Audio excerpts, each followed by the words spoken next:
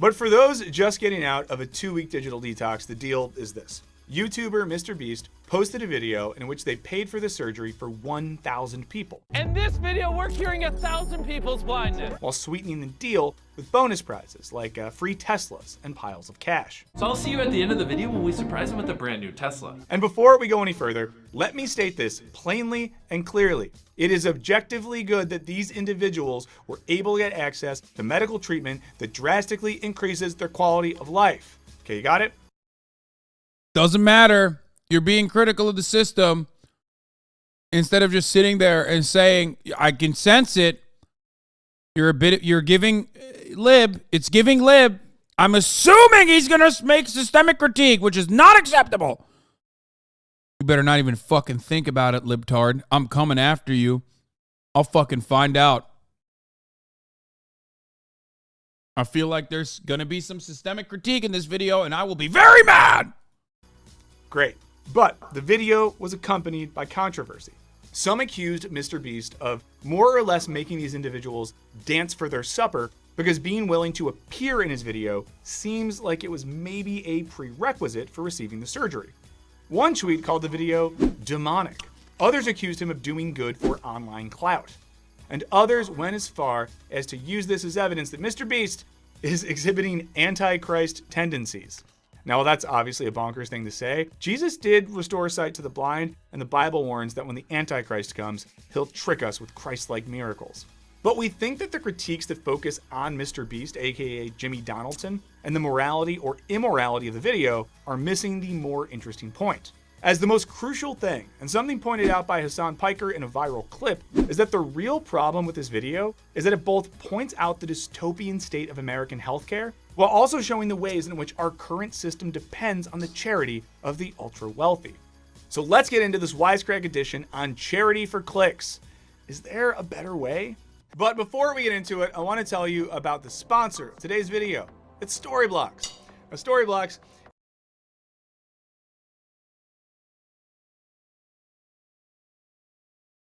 creating lungs. Click the link in the description or go to storyblocks.com/wisecrack to learn more about Storyblocks.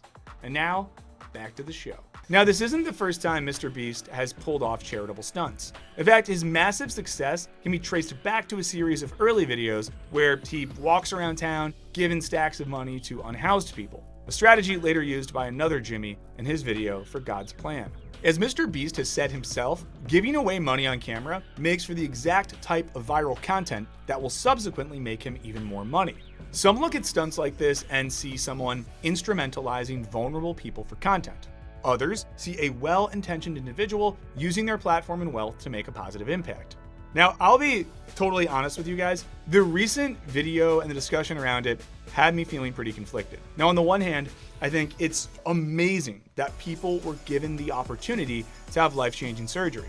On the other, it feels dystopian to live in a world where a billionaire YouTuber, famous for stunts like burying himself alive and surviving solitary confinement, is responsible for providing much-needed healthcare to people. Yeah, literally. Exactly. It's fucking nuts. I feel like I'm losing my mind when I talk about this and people are like, what? There's nothing wrong with that. Shut the fuck up, libtard. It's like, dude, what the fuck? I'm losing my mind. It's like, why is the prank guy on YouTube the one fixing people's sight, dude? Why? This man became famous for doing like Guantanamo style torture to himself by watching the It's Everyday Bro video for like 10 hours. Why is it up to him?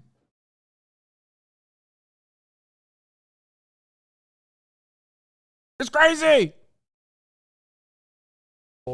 In a totally arbitrary fashion.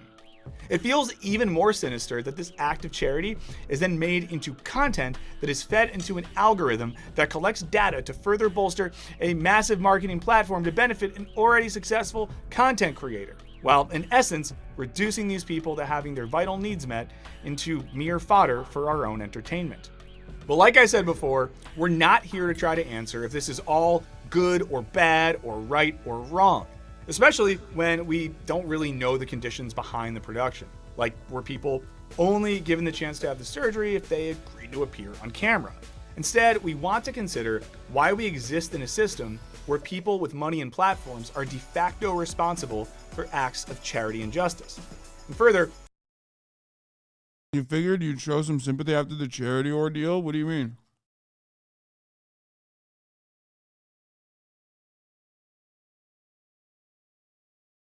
What are you talking about? I'm not criticizing Mr. Beast!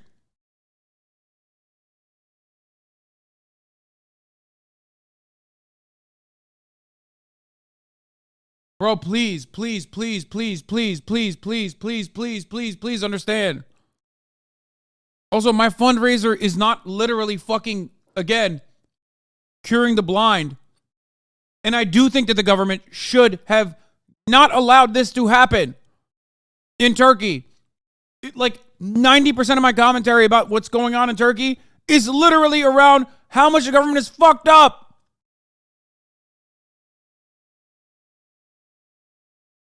Are you that stupid?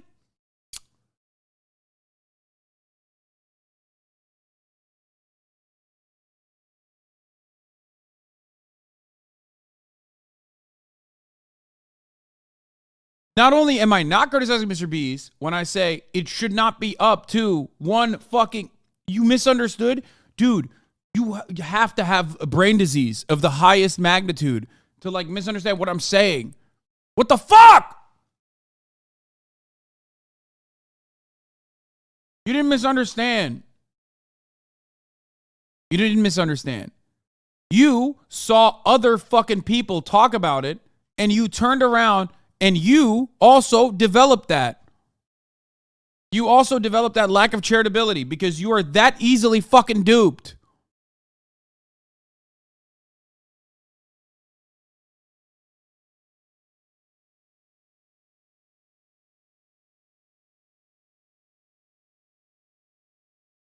what does this tell us about the state of the world?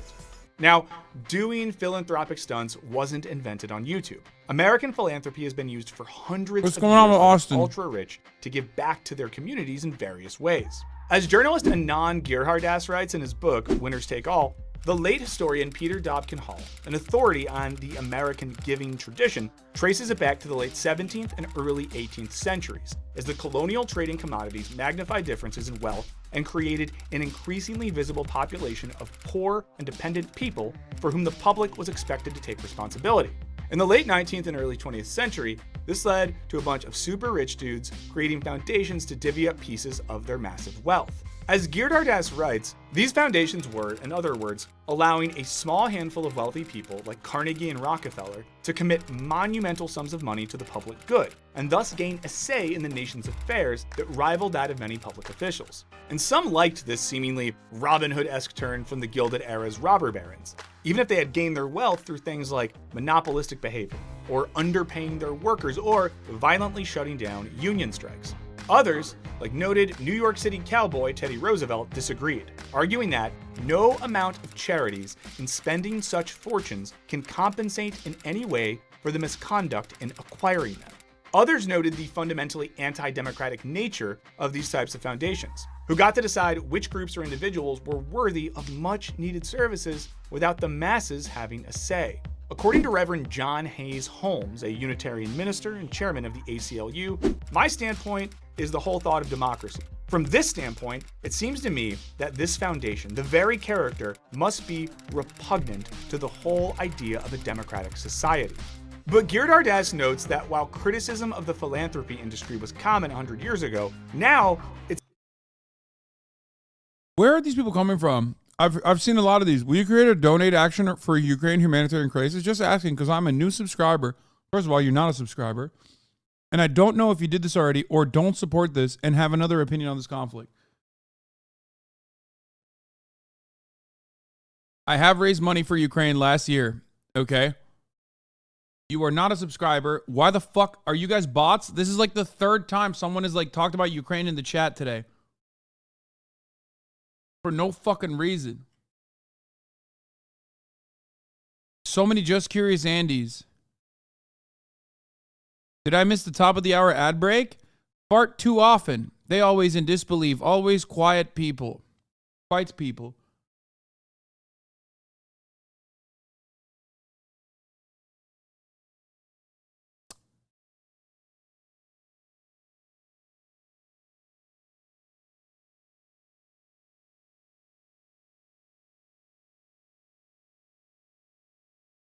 I've had more just curious Andys in the chat than ever before today. It's weird. It's basically been accepted as a universal societal good.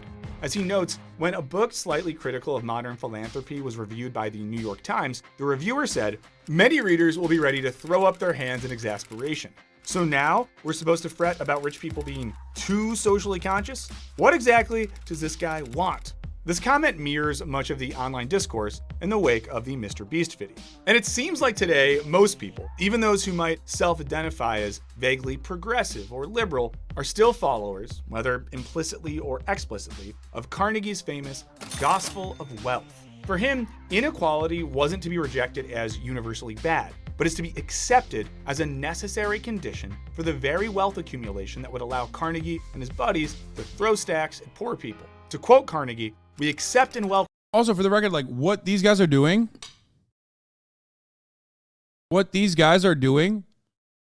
is like entirely different than what even today's wealthy motherfuckers do.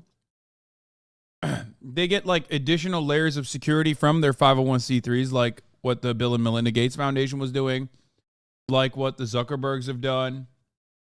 Okay.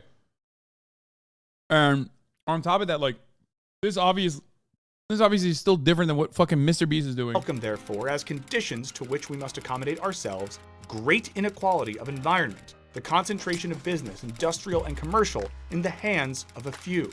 As Geert Ardash puts it, in other words, rich people must be freed to make money however they can. Because when they are, they tend to make a lot of money, which in turn brings progress for all. To put this in more clinical terms, under neoliberalism, which is the dominant economic and political system in the West, the mix of unregulated financial markets and the destruction of the welfare state means that those on the wrong side of the economic tracks must rely on those benefiting from an unequal system to help them reach a humane standard of living. Because the alternative, taxing the rich at high rates and using the income to provide increased social services and government programs, offering things like housing, healthcare, and jobs, would be counter to the fundamental logic of neoliberalism. What this means in practice is that massive amounts of wealth are being redistributed into society not by democratic processes in which we choose which elected officials we think would best allocate our collective resources, but by the whims of individual billionaires. But let's get back to Mrbeast curing blindness. To restate what we said at the top, it's good and cool that 1,000 blind people were able to get access to a medical procedure that they already should have had access to, especially in a wealthy nation. The question of whether this act of charity should be made into content, well, that's another issue. Because videos like this are made, at least in part, to elicit an emotional reaction from an audience. And as we've covered before, big emotional reactions lead to lots and lots of views and engagement. This then translates into both AdSense money for the channel, but more importantly, it creates analytics that can be used to negotiate brand deals and other business ventures in the future. And while this doesn't negate the material act, Yeah, I as someone who recognizes all that, I still think it's like significantly better than content whose output deals with like spreading sexist, misogynistic bullshit narratives. That's it. You might not be considering that a high bar to clear, but that is at the heart of why, like, I don't have a gripe with Mrbeast. I don't give a fuck. Of offering people in need a free medical service, it does evoke the long history of rich dudes who have potentially sketchy business practices doing acts, especially because there's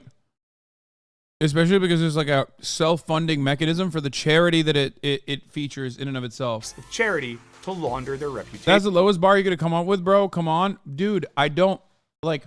Mrbeast is not gonna fund Hamas, okay?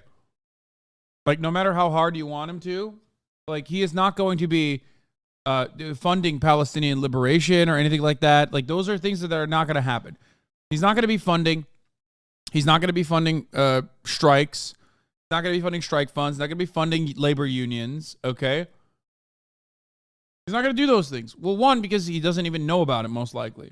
Now, there are people who do that, fund labor unions and whatnot, and those people are still also called objectively pieces of shit by the broader left anyway. So why the fuck would you even do that?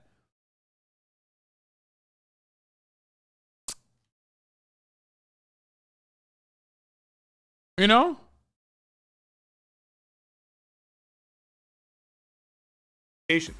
And while we're not going to get into it here, Mr. Beast has been accused of treating staff poorly, with allegations including unreasonable demands, low pay, and verbal abuse. It's all covered in a New York Times story. You can check that out if you want. And while some online have defended any criticism surrounding Mr. Beast with cries of, "He's losing money to do good," and "Call me when you donate millions," the New York Times has noted that the combination was also lucrative. Though Mr. Donaldson gave away increasingly large amounts, from $100,000 to $1 million, he made it all back and more with the advertising that ran alongside the videos. He also sold merchandise like socks for $18, water bottles for $27, and t-shirts for $28. In this way, using philanthropic stunts to generate further profits just turns the stunts themselves in part, if not... Yeah, like, I don't think... The thing is, the only thing that I will criticize about the idea is that, like, Mr. Beast is not, like, fucking broke. Like, he says it himself. He says that he, like, doesn't care about money, which I don't disagree with. I don't think he does, but like, no, he's not, like, he has money. He has a lot of money. He has a lot of money to fund his operations. He has a lot of money to, like, you know, grow his operations. Like, of course he does. Just like every other content creator, on this planet also does, right? The difference, of course, is that people think he doesn't have any money, and he just, like, is literally, like, you know, going broke every time he makes a video. But I don't think that's true. I don't agree with that.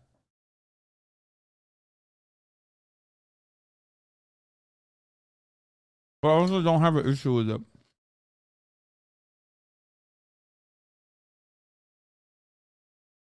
Oh, thanks, bro. I thought Mr. Beast was poor. No, there are people who think that.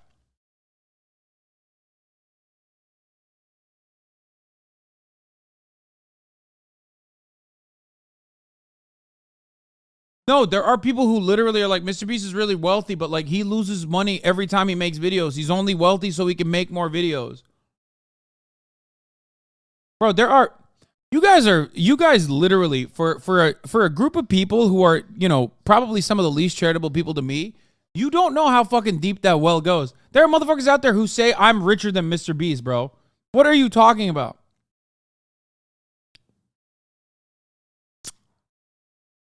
There are people who are like, dude, Mr. Beast loses money in every video. What do? You're a fucking piece of shit.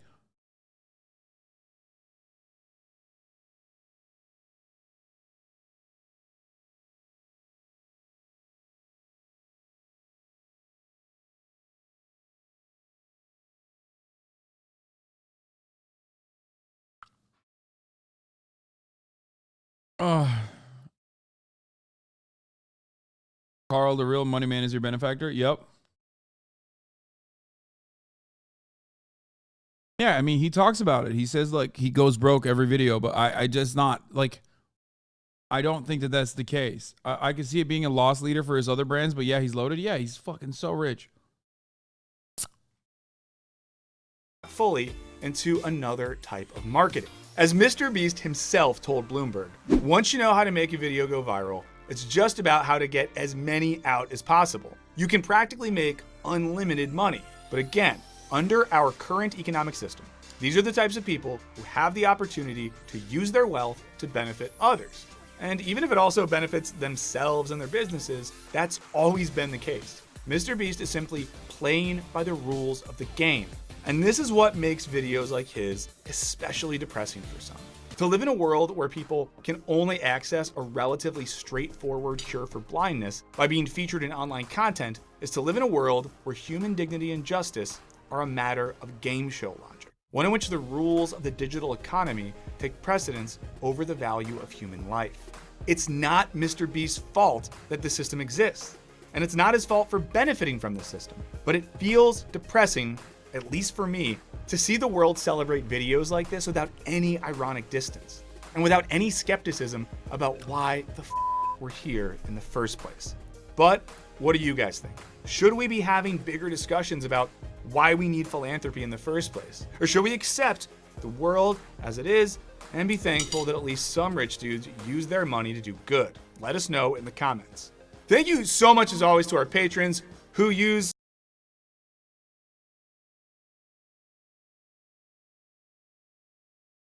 I believe that Mr. Beast is going to create a world conflict. Yeah, he's not.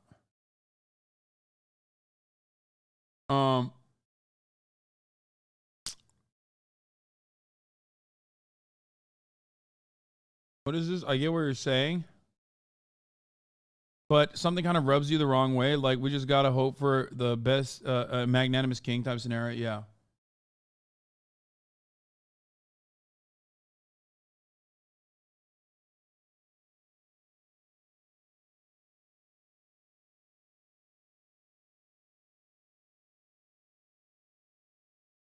If Mr. Beast cures baldness in 1,000 balding men, I will defend him unconditionally forever.